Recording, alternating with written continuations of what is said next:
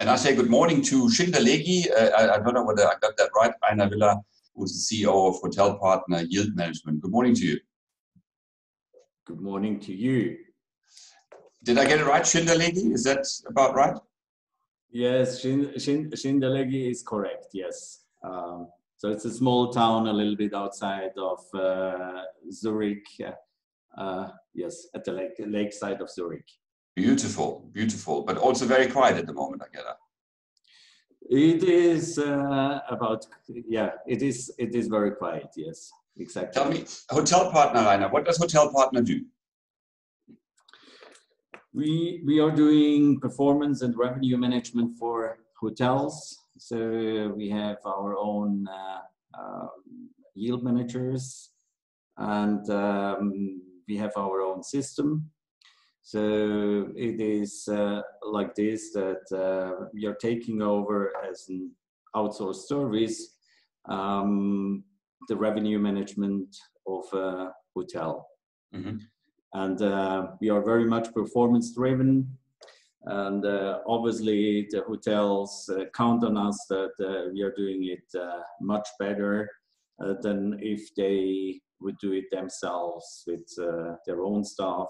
And yeah, that's the reason why they hand it over to us as experts in this domain. Okay. Now, times are tough. Times are unprecedented. We're going through situations that we've never seen before. How many of the properties that you are involved with, that you do the yield management for, how many of them are open currently? Yeah, at the moment, some of them are closed. So we are taking care of about 450 hotels, and out of these 450 hotels, about 100 to 150 are closed at the moment. Well, that's quite a large number that's open. Yeah, there are still a large part of the hotels are open, and on the other side we have some holiday hotels and holiday resorts as well, and they are in the springtime break at the moment. So the mountain resorts, they are having this their spring break. Okay. And they will restart in middle of June. About now, in a time like now when occupancies are depressed, I'm convinced that the 300 odd or 280 odd or however many there may be that are open, the occupancies are depressed. How do you advise the yielding? How do you do the yielding for that? I mean, what is the pricing structure? I mean, there's a small market. Will pricing play a role? Do you go up? Do you price down? How do you deal with that right now in the current situation? We have to say that, it is obvious that a lot of hotel managers, general managers, they are frightened about the future actually at the moment, and they are not sure if they will survive the current crisis. The worst thing that could happen is that there is a price dumping starting soon when most of the hotels are reopening. I think that this is the wrong strategy because then if you start, you will always have, in each market, you will have 2-3 players who will start with the price dumping. But I'm not quite sure. I don't believe that this is a long-term strategy. I think we should keep our levels. Anyway, the margins in the hotel industry are very small. And if we start doing price dumping, and this is not yield management, so you have to have more clever strategies to survive crises like this.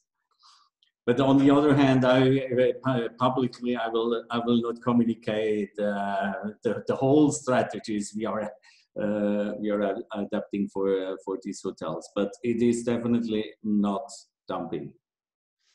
But I mean, how do you manage the? And I attended one of your colleagues' presentations not so long ago. The when the going gets tough, the tough get nervous. When the going gets tough, the tough throw out. And I've been in this industry for many, many years now, and I've been through some crisis, with the bid here in Cape Town, South Africa, where we had certain issues at times, with occupancies.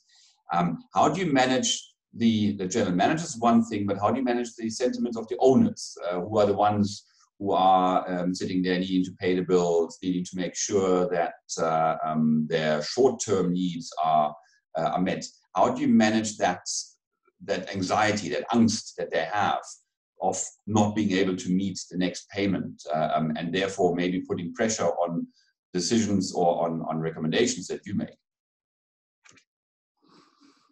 Usually, and we are very often dealing with the owners of hotels, because they have the interest that the yield management and the revenue management is done in a perfect way. So we have a lot of hotels of our partners where we directly communicate with the owners. And, owners very often, they have a long-term strategy. They are not focusing on the next 2 or 3 months. And we could even see at the moment that, these hotels who are having long-term strategies for years already, they are now taking this period as a possibility to renovate the hotels or to invest. And there you can see that, they still have money and they still invest, and they are believing into the future. And I think it would be a very short view, a very short time strategy if you put too much pressure on it. Obviously, you have to cut costs on the other side, and you have to do the utmost. And perhaps you have to think about if you close some of the floors and downsize a little bit for a certain moment if you believe that you only will run with 50% occupancy. Right.